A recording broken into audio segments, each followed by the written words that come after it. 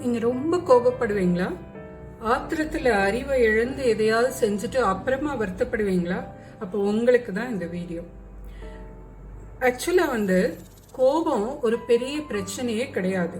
ஆனா கட்டுப்படுத்தப்படாத கோபம் ரொம்ப பெரிய பிரச்சனை.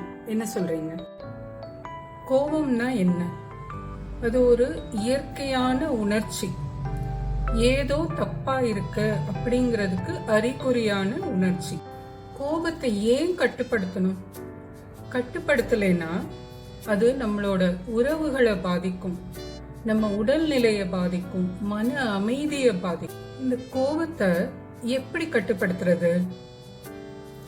ஒரு 3-4 வழி இருக்கு.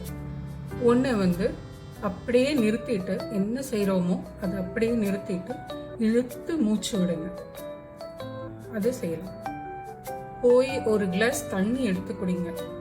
கோபம் கொஞ்சம் அடங்கும். அதுக்கப்புறம் இது எதனால இந்த கோபம் வருது, நம்மளோட மனசுல ஓடுற சிந்தனைகள் என்ன அப்படின்னு எழுதுங்க. கைப்பட ஒரு பேப்பர்ல நோட்ல எழுதுங்க, இல்ல டைப் பண்ணுங்க. எப்பவுமே விழிப்புணர்வோட இருக்கிறதுக்கு வேணுங்கிற சிறு சிறு மூச்சு பயிற்சிகள் அந்த மாதிரி நீங்க பிராக்டிஸ் பண்ணலாம். சின்ன சின்ன பழக்கங்கள் பெரிய மாற்றத்தை உங்ககிட்ட கொண்டு வரும். நீங்க கோபப்படாமலே இருக்க முடியுமா அப்படின்னா அது முடியாது.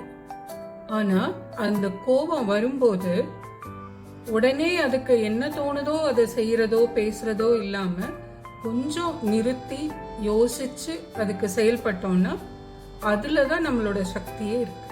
இது போல உணர்ச்சி விழிப்புணர்வு பத்தி சிறு குறிப்புகள் உங்களுக்கு வேணும்னா என்னை ஃபாலோ பண்ணுங்க. உங்க மன அமைதியை உங்க கையில எடுத்துக்க நீங்க தயாரா இருக்கீங்கன்னா ஒரு தம்ஸ் அப் கொடுங்க. நம்ம அதை நோக்கி பயணிக்கலாம்.